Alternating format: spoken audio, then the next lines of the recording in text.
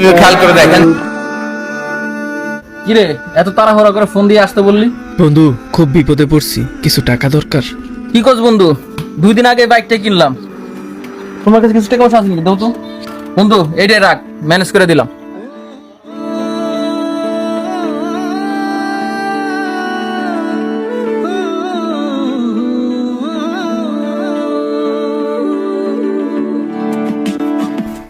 চাচা খুব বড় বিপদে পড়ছি, আপনার বৌমা অসুস্থ, আমার 50,000 টাকা লাগবে। কি কও বাতি যে কালকে আমার মেয়েটার বিয়ে, অনেক বড় করে একটা আয়োজন করতেছি, এই সময় তোমার আমি কই থেকে দেবো কত?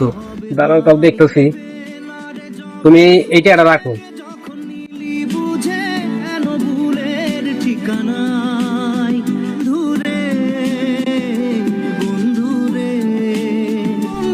ভাইজান ভাইজান কিছু টাকা লাগবে, খুব বড় বিপদে আছি। সবই তো শুনছি, তারপর মেডিকেলে তুই তো ভালো করে জানোস আমার কি অবস্থা। আমার শালারা বিদেশ যাইতেছে, ওইখানে কিছু টাকা দিতে হইব। আমার কাছে যা আছে তুই লয়ে যা, গুনা মানা লাগলো না।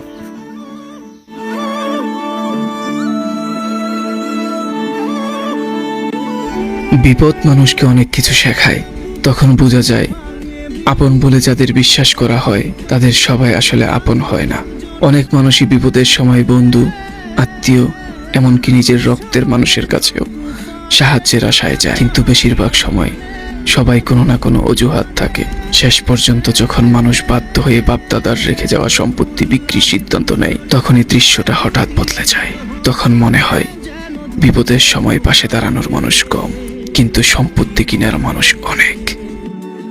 বাসায় আছো বাতিজা? ও চাচা আইছো নাকি? শুনলাম তুমি নাকি তোমার বাড়িটা বিক্রি করবা, তাহলে আমার কাছে বিক্রি করো, 2 টাকা আমি বেশি দিব নি। মাদার ভাই বাড়ি আছিস নাকি রে? ও ভাইজান আহো, বহ, চাচা আইছে।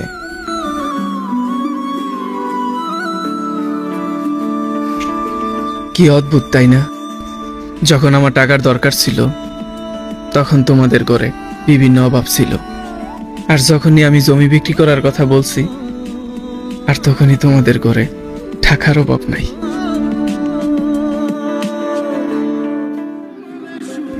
আমি জমি বিক্রি করার জন্য মানুষ খুঁজি নাই, আমি বিপদের সময় একটা আপন মানুষ খুঁজছিলাম। জমি কেনার লোক তো অনেক পাইছি, কিন্তু বিপদে পাশে দাঁড়ানোর মতো একটা মানুষও খুঁজে পাই নাই।